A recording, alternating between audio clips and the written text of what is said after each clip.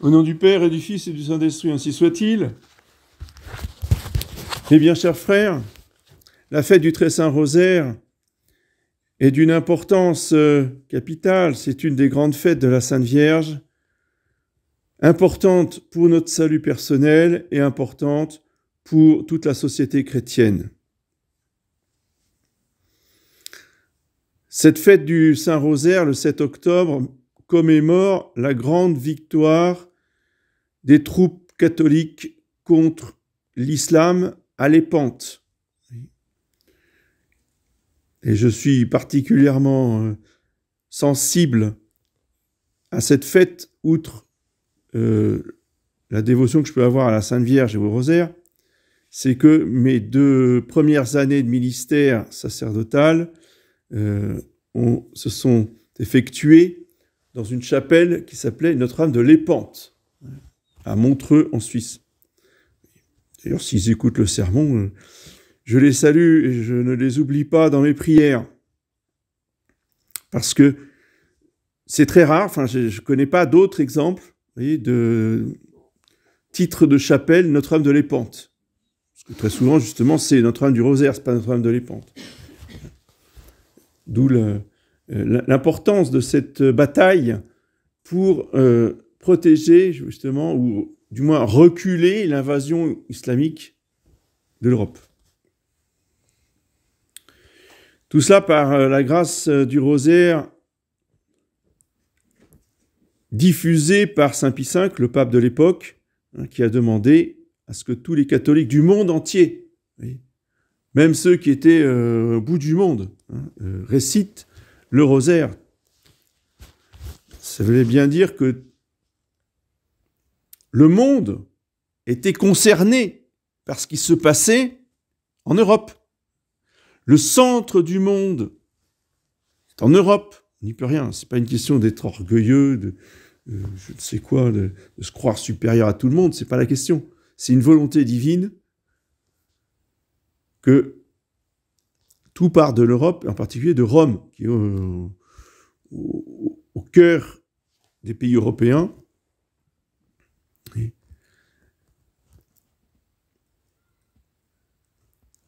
Et on ne peut pas dissocier Rome, la chrétienté et le rosaire. C'est ça le grand message de Saint Pie V, et qui ensuite a été développé par les papes suivants, en particulier Léon XIII. Léon XIII qui a institué le mois d'octobre, mois du rosaire, avec l'office du rosaire. Alors qu'est-ce que c'est que l'office du rosaire ? C'est un salut du Saint-Sacrement, avec la récitation du chapelet, plus la prière à Saint Joseph, patron universel de l'Église. C'est ça les prières obligatoires, si vous voulez, pour l'office du rosaire pendant le mois d'octobre. Bon, à défaut de salut du Saint-Sacrement, tout le monde ne peut pas venir ici tous les jours faire l'office du rosaire, mais au moins que chez vous, vous pensiez, après votre chapelet, voyez, à rajouter la prière à Saint Joseph.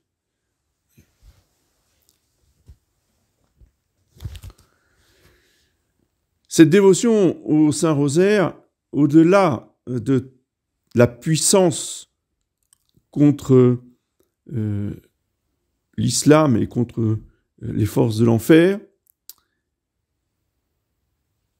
est un moyen puissant de sanctification et de protection de nos âmes contre les tentations, le péché, les hérésies.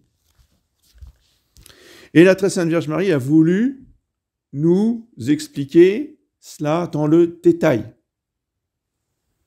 Elle est apparue au bienheureux Alain de la Roche, à Dinan, pour lui demander de créer des confréries du rosaire, qui ont ensuite été approuvées par le pape et qui ont été diffusées dans toute l'Église universelle. Mais c'est parti de Dinan, Côte d'Armor. Ensuite, il y a eu Saint-Louis-Marie Grillon de Montfort, qui a été le grand apôtre de la Très Sainte Vierge, et en particulier du rosaire. S'il y a un livre qu'il faut lire sur le rosaire, court, simple, compréhensible par tous, c'est le livre de Saint-Louis-Marie Grillon de Montfort sur le secret admirable du Très Saint Rosaire. Ça doit être dans toutes les bibliothèques des familles catholiques. il est vilaine. On n'y peut rien, c'est comme cela. C'est un fait. Et ce fait ne doit pas être l'occasion de nous enorgueillir. Ce fait fait reposer sur nous un devoir encore plus grand de reconnaissance et d'amour envers la Très Sainte Vierge Marie. Un Breton qui ne récite pas son rosaire est indigne. Après avoir reçu de telles grâces, ce n'est pas possible de ne pas écouter ce que la Très Sainte Vierge Marie est venue nous dire. Elle est venue nous dire quoi? Des promesses. Elle a fait 15 promesses au bienheureux Alain de la Roche, à tous ceux qui réciteraient le rosaire. Elle promet d'abord, premièrement, sa protection toute spéciale et de très grande grâce. C'est déjà, voyez, un privilège, un signe d'être catholique, d'être baptisé, d'être sous la protection de la messe. Mais ça ne suffit pas. La Très Sainte Vierge Marie veut prendre spécialement sous sa protection, sa défense personnelle, oui, ceux qui auront la dévotion à son rosaire. Et elle promet de très grandes grâces. Alors attention, tout de suite on va dire c'est formidable. Ah moi je veux les très grandes grâces, alors je vais réciter mon rosaire. Attention. Très grande grâce, je vous rappelle, c'est un plateau de la balance. Mais qui dit très grande grâce, dit très grande croix. Donc si on veut les très grandes grâces, il faut aussi vouloir les très grandes croix. Ou alors on ne récite pas le rosaire. Alors, ne pas réciter le rosaire, je vous ai dit, ça a des grandes conséquences. Celui qui persévérera dans la récitation de mon rosaire, dit la Très Sainte Vierge, recevra quelques grâces signalées. Donc la Sainte Vierge, elle ne parle pas pour ne rien dire, donc elle ne dit pas deux fois la même chose. Hein. Donc dans le numéro 1, c'est des très grandes grâces. Et dans le numéro 2, c'est des grâces signalées. Alors qu'est-ce que c'est une grâce signalée? Ben, c'est une grande grâce encore plus grande que toutes les autres. C'est-à-dire des grâces pour, en général, de grandes œuvres, de grandes bonnes œuvres. Oui. Vous savez qu'il y a les 7 œuvres de miséricorde corporelle, 7 œuvres de miséricorde spirituelle. Ben, parmi ces œuvres-là, les dévots au rosaire auront certainement à faire une grande œuvre toute particulière. Peu importe laquelle, c'est Dieu qui choisit. Mais pour pouvoir correspondre à cette volonté divine, eh bien, nous devons réciter le rosaire dévotement. Troisièmement, le rosaire sera une armure très puissante contre l'enfer. Il détruira les vices, il délivrera du péché et il dissipera les hérésies. Armure très puissante contre l'enfer. Bon, ça a toujours été évidemment quelque chose de nécessaire. Déjà du temps de Saint Dominique, qui est le premier à qui la Sainte Vierge a enseigné le chapelet. D'où vient le chapelet? De Saint Dominique. Ah bon, parce qu'avant il n'y avait pas de chapelet. Avant il n'y avait pas de chapelet. Ce qui ne veut pas dire qu'on ne récitait pas déjà des Je vous salue Marie. La prière était déjà connue, mais l'organisation des Je vous salue Marie en 5 dizaines, avec un mystère pour chaque dizaine et les 15 mystères du rosaire, ça, c'est l'enseignement de Notre-Dame à Saint-Dominique. D'ailleurs, si vous regardez les tableaux et les vitraux de Notre-Dame du rosaire, vous avez au pied de la Sainte Vierge, vous avez Saint-Dominique, et de l'autre côté, vous avez Sainte-Catherine de Sienne. Et la Sainte Vierge, elle tend un chapelet à Saint-Dominique. C'est pour signifier que c'est elle qui a enseigné le chapelet, la récitation du chapelet à Saint-Dominique et à l'ordre dominicain, évidemment. Ce qui ne veut pas dire, évidemment, que les autres ne doivent pas le dire, encore une fois. Vous voyez? C'est pas parce qu'elle privilégie, qu'elle aime plus que tout Saint-Dominique, que tous les autres comptent pour rien. Et tous les autres n'ont pas à dire le chapelet. Ben non.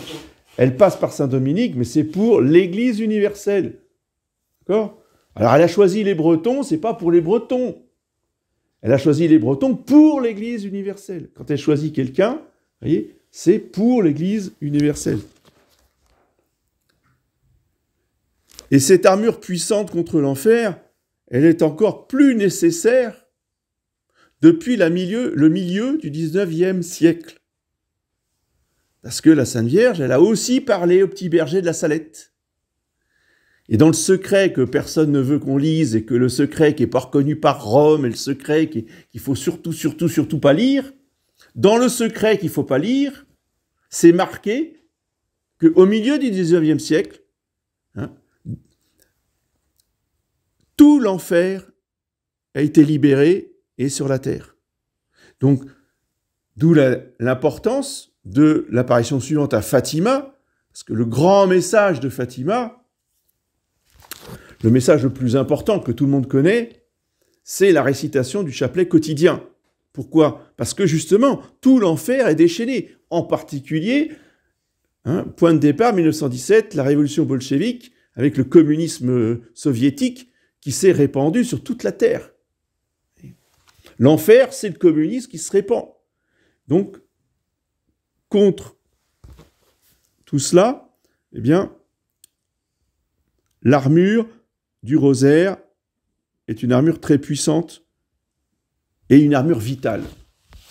Qui ne récite pas le rosaire n'a pas d'armure et contre l'enfer déchaîné actuellement, eh bien, n'a quasiment aucune chance. Alors peut-être qu'il y a toujours des exceptions pour la gloire de Dieu, mais la loi générale, c'est que quelqu'un qui ne récite pas le rosaire n'a aucune chance d'aller au ciel. L'enfer, déchaîné sur terre, aura raison de lui. Quatrièmement, le rosaire fera fleurir les vertus, les bonnes œuvres, et obtiendra aux âmes les miséricordes divines les plus abondantes. Il substituera dans les cœurs l'amour de Dieu et l'amour du monde.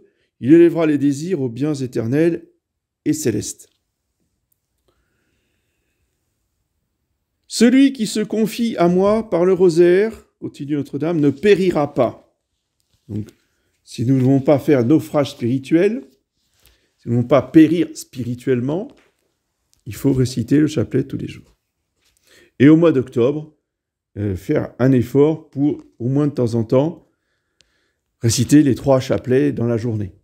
Alors, évidemment, je sais que la vie moderne ne favorise pas cela, mais enfin bon, il y a au moins le dimanche, peut-être le samedi, où on peut dire le rosaire.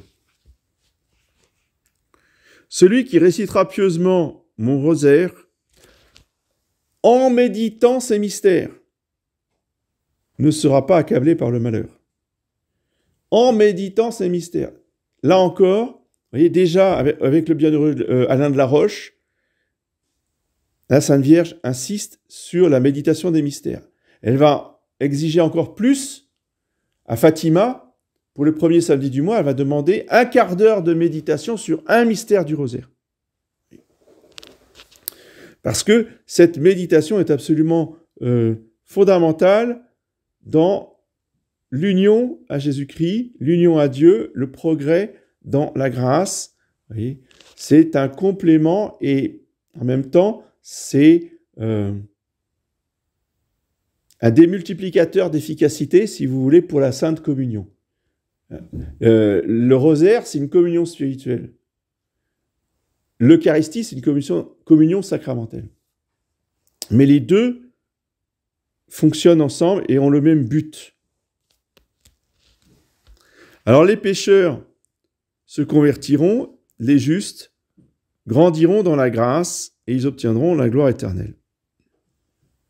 Et vous voyez, quand la Sainte Vierge dit « ils ne seront pas accablés par le malheur », ça ne veut pas dire que on ne souffrira pas. Ce que je vous ai dit, grande grâce, grande croix. Donc, grande croix, grande souffrance. Et là, on ne parle pas de ça. La Sainte Vierge ne dit pas « ceux qui réciteront pieusement mon rosaire en méditant les mystères n'auront pas à souffrir ou n'auront pas de grande souffrance ». Elle ne dit pas ça.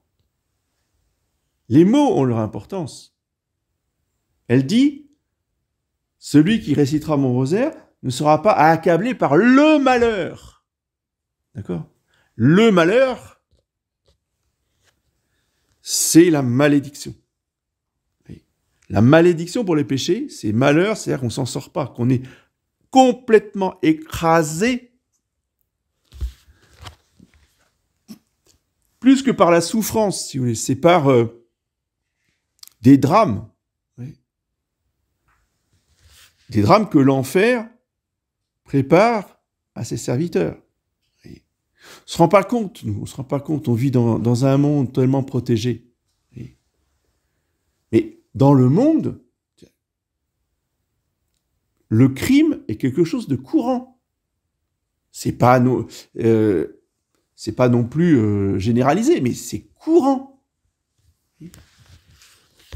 Les gens se tuent dans le monde.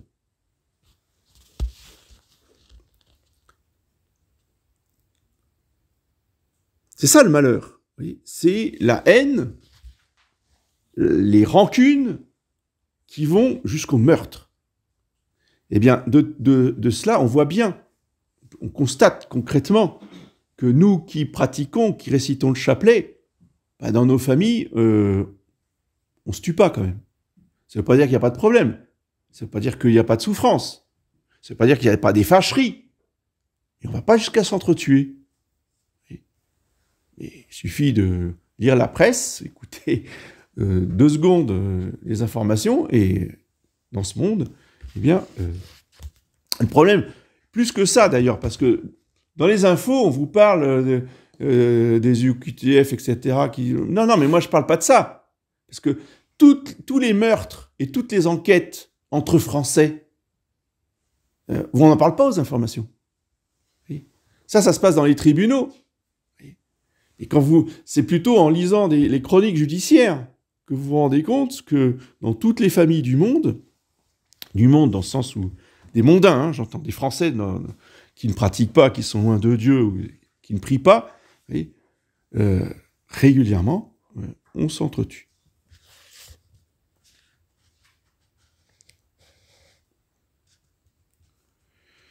Ceux qui réciteront mon rosaire seront aidés au moment de la mort par les secours du ciel. Là encore, c'est vraiment quelque chose de très précieux. La mort est un moment difficile. La mort est un moment où le démon va essayer de nous attaquer. Eh bien, ceux qui récitent le rosaire seront protégés par les saints anges et la Sainte Vierge elle-même. Ceux qui récitent le rosaire obtiendront, très important, la lumière de Dieu, la plénitude de ses grâces et les mérites des bienheureux. La lumière de Dieu. Et très souvent, nous sommes dans les ténèbres, nous ne comprenons pas, nous ne sommes pas d'accord, on est butés. Et pourquoi il dit ça? Et pourquoi il fait ça? Et pourquoi Dieu m'a fait ça? Et pourquoi Dieu a dit ça dans l'Écriture? Et oui, régulièrement, on peut avoir des tentations, des ténèbres, tout simplement. Et il n'y a pas d'autre solution pour sortir de ces ténèbres que de réciter son chapelet. Demander la lumière divine par la très sainte Vierge Marie, par Notre-Dame du Saint-Rosaire. Donc les dévots au rosaire seront délivrés rapidement du purgatoire. Là aussi, c'est une promesse ô combien précieuse. Si on savait ce que c'est entre guillemets, une seconde de souffrance au purgatoire. Et comme le dit saint Louis-Marie Grignon de Montfort, dans le chant que nous allons chanter à la fin par l'Ave Maria, hein, si on savait tout le purgatoire supprimé par nos Ave Maria, mais on le dirait jour et nuit. On n'arrêterait pas de dire des Ave Maria. Le purgatoire, c'est terrible. Tout ce qu'on souffle là sur la terre, toutes les épreuves que nous avons, c'est rien du tout par rapport à la première souffrance du purgatoire. Alors, profitons d'être sur la terre pour, justement, vivre notre purgatoire sur la terre.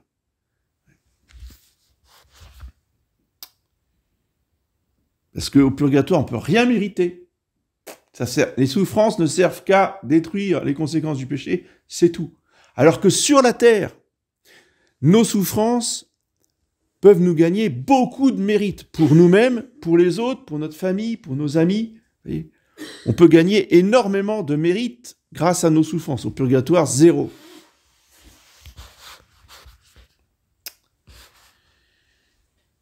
Dixième promesse, ceux qui auront une grande dévotion vers le rosaire auront une grande gloire dans le ciel. Ah oui, s'il y a des grandes grâces sur terre, ça veut dire qu'il y aura une grande gloire au ciel. Parce que la grâce, vous voyez, après la mort, elle se transforme en gloire. C'est le principe. Ce que vous demanderez par mon rosaire, vous l'obtiendrez. Donc, nous avons cette certitude que ce que nous demandons par l'intermédiaire du rosaire, la Très Sainte Vierge Marie nous l'accordera. Ça, c'est le bienheureux Alain de la Roche. Mais il faut toujours chercher s'il n'y a pas encore mieux, s'il n'y a pas encore plus efficace, s'il n'y a pas encore plus puissant. Et il y a plus puissant. Parce que après Alain de la Roche est arrivé Saint Louis-Marie Grillon de Montfort, qui lui nous a révélé le secret de Marie. Je dirais que le bienheureux Alain de la Roche nous a délivré le secret du rosaire, c'est d'où le titre de du livre de Saint Louis-Marie, dont je vous ai parlé, le secret admirable du rosaire. Donc c'est le secret du rosaire du bienheureux Alain de la Roche. Et Saint Louis-Marie, lui, va nous donner le secret de Marie, qui est de prier toujours, de tout offrir aux intentions de la Sainte Vierge. Donc, réciter le chapelet aux intentions de la Sainte Vierge, alors là, c'est d'une puissance absolument phénoménale qui fera notre admiration au ciel quand Dieu nous montrera, voyez, les conséquences de nos chapelets, qu'on ne peut pas imaginer. Mais les conséquences des chapelets dits aux intentions de Notre-Dame, c'est absolument phénoménal. Pour prendre une image un peu guerrière, parce que la Sainte Vierge est forte comme une armée rangée en bataille, si le rosaire en lui-même est une mitrailleuse lourde, ça fait déjà du dégât. Le rosaire aux intentions de la Sainte Vierge, c'est une bombe atomique. Vous voyez la différence entre une simple mitrailleuse et une bombe atomique? Voilà. Eh bien, aimons réciter des chapelets aux intentions de la Sainte Vierge.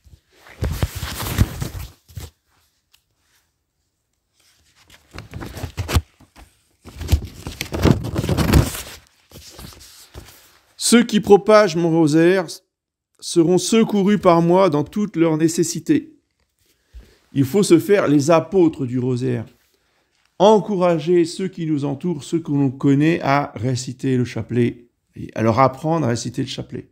À la limite, même s'ils ne pratiquent pas, même si, ils croient en Dieu, ils ne croient pas en Dieu, ils ne savent pas trop.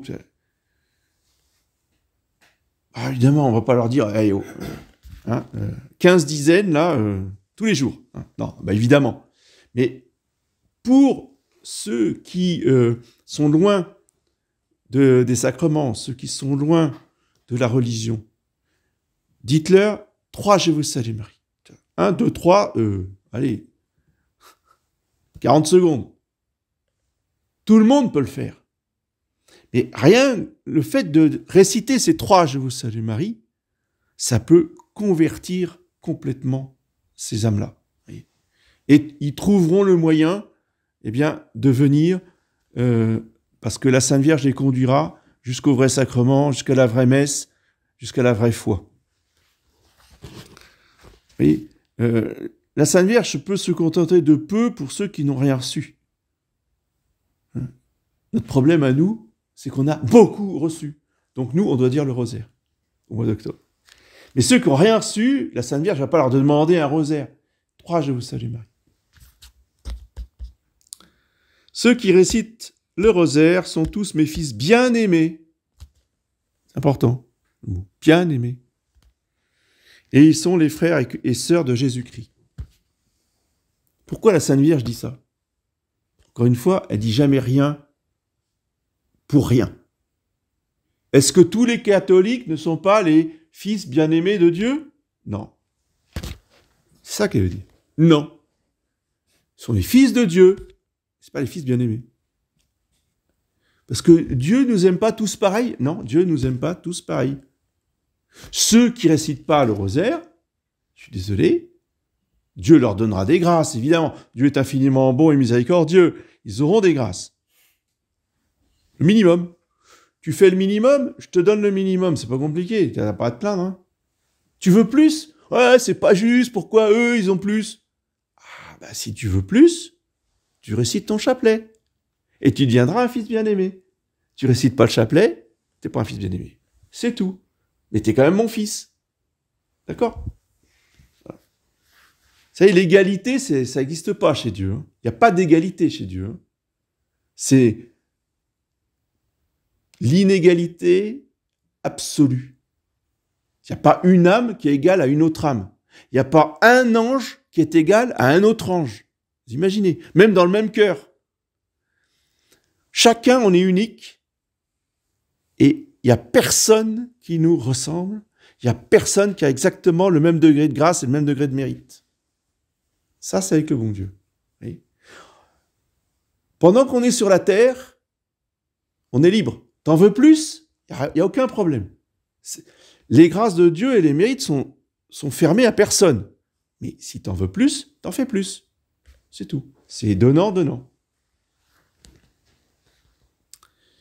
Et enfin, dernière promesse, ceux qui réciteront le rosaire, eh bien, cette dévotion est un grand signe de prédestination. C'est-à-dire que avoir cette dévotion, pas simplement de réciter matériellement le chapelet, hein, je vous salue Marie, je vous salue Marie, je vous salue Marie, ça sauve pas, hein, je vous dis tout de suite. Vaut mieux pas le dire. Hein. Si c'est le dire comme ça, vaut mieux pas le dire. Ou alors vous dites 3 je vous salue Marie, avec tout l'amour de votre cœur, c'est mieux que de mitrailler 50 je vous salue Marie à toute vitesse. Mais ceux qui ont la vraie dévotion dans ce rosaire, qui méditent les mystères du rosaire, eh bien c'est un grand signe de prédestination. Ça veut dire qu'on est disposé à aller au ciel. On reçoit toutes les grâces pour aller au ciel. C'est délicat de la part de la Sainte Vierge. Hein. Mais nous, quand on entend ça, il faut entendre le contraire. Hein. Il faut entendre la contradictoire. Là, on entend la phrase positive. Mais la phrase négative, c'est quoi? Ceux qui ne récitent pas le rosaire, c'est un grand signe de damnation. J'y peux rien, c'est comme ça. C'est pas nous qui fixons les règles. C'est pas nous qui décidons ce qu'on doit faire ou pas pour aller au ciel. C'est Jésus-Christ, c'est la Sainte Vierge. Elle est venue à Dinan pour nous expliquer cela de manière détaillée, comme une maman sait le faire. Vous voyez, elle rentre dans les détails, elle nous explique. À nous d'en tenir compte. Si on n'en tient pas compte, il ne faudra pas pleurer. C'est très important, vous voyez, de prendre au sérieux ce que la très Sainte Vierge Marie vient nous dire. Elle ne fait pas 15 promesses juste pour ne rien dire ou dire des choses superficielles. 15 promesses. C'est quoi? C'est 15 dizaines. C'est un rosaire. Pourquoi elle n'a pas dit 16? Pourquoi elle n'a pas dit 14? Elle a dit 15. Vous voyez, 15 à cause des 15 dizaines du rosaire. Ceci pour ceux qui n'ont pas trop l'habitude du fonctionnement surnaturel. C'est toujours comme ça que ça fonctionne. Ça fonctionne par des petits détails. Ça fonctionne par des nombres. Ça fonctionne avec des objets. Ça fonctionne avec des événements, dans des lieux. Et il y a des correspondances entre tout ça pour ceux qui savent voir, pour ceux qui ont la lumière, pour ceux qui récitent le chapelet. Et eux, ils voient. Les autres disent « Ouais, et alors? Et alors ?» Bah oui, et alors? Si tu n'as pas la lumière, tu ne vois pas les correspondances. Ces lumières, ces grâces, ces privilèges nous viennent parce que la récitation du Je vous salue Marie reprend les paroles de l'ange au moment de l'Annonciation, évangile que nous avons lu pour la fête d'aujourd'hui, évangile de l'Annonciation, quand l'ange Gabriel prononce ces paroles, « Je vous salue Marie, pleine de grâce », et que la Sainte Vierge, qu'est-ce qu'elle fait? Elle répond « Oui, fiat ». Et qu'est-ce que vous croyez qu'elle fait quand on dit « Je vous salue Marie » avec notre chapelet? Eh bien, à chaque fois que nous disons « Je vous salue Marie », la Sainte Vierge nous répond « Fiat », oui. Vous voyez? Donc, elle dit autant de fois « oui » que ses enfants lui disent « Je vous salue Marie ». Et pourquoi elle dit « oui » et qu'est-ce qui se passe une fois qu'elle a dit « oui » La même chose qui s'est passée à Nazareth. Mais à Nazareth, ça s'est passé physiquement. Le Verbe s'est incarné dans son sein. C'était l'évangile de tout à l'heure. Donc, quand nous récitons le chapelet, qu'est-ce qui se passe? Elle dit oui, et Jésus-Christ s'incarne en nous. Pour que nous devenions Jésus-Christ. Comme dit saint Paul, ce n'est plus moi qui vis, c'est le Christ qui vit en moi. Nous devenons les membres de Jésus-Christ, toujours un peu plus, toujours un peu mieux formés, si vous voulez, comme le bébé dans le ventre de sa maman, il se forme, il prend des formes humaines de plus en plus développées au fil des mois qui passent.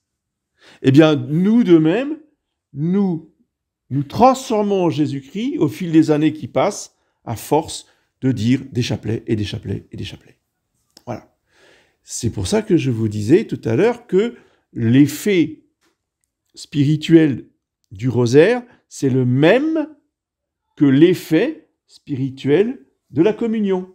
L'Eucharistie nous unit à Jésus-Christ, mais nos communions ne seront vraiment efficaces que si nous développons cette communion par le rosaire, voyez, où la Sainte Vierge va incarner son Fils en nous par le « Je vous salue Marie ». La communion, ça ne suffit pas. C'est comme ça. C'est pas nous qui fixons les règles. Parce que ceux qui me diraient « Ah oui, mais moi je communie, ça suffit bien, comme ça. La communion, c'est beaucoup plus fort que le chapelet. » Très bien. C'est pas comme ça que ça fonctionne, c'est tout. Je vous le dis, après, à vous de faire ce qu'il faut. Spécialement aujourd'hui, dès aujourd'hui. Et s'il y a un moment dans la vie, dans la journée, où il faut réciter ne serait-ce qu'une dizaine de chapelets, c'est bien dans l'action de grâce. Oui. C'est le moment privilégié pour que notre communion soit vraiment efficace et que Jésus-Christ s'incarne en nous. Quand nous l'avons dans notre cœur, on récite une dizaine de chapelets. Voir un chapelet entier, ça serait dire un chapelet complet en action de grâce, c'est une très bonne action de grâce. On n'est pas obligé de lire forcément les prières qu'il y a dans le missel. C'est pas du tout une obligation. Mais par contre, dire le chapelet, c'est pas non plus une obligation, mais c'est fortement conseillé pour justement donner à la communion toute sa dimension d'incarnation. Bien, c'est la grâce que je vous souhaite et que vous pouvez demander dès aujourd'hui à la Sainte Table. Au nom du Père et du Fils.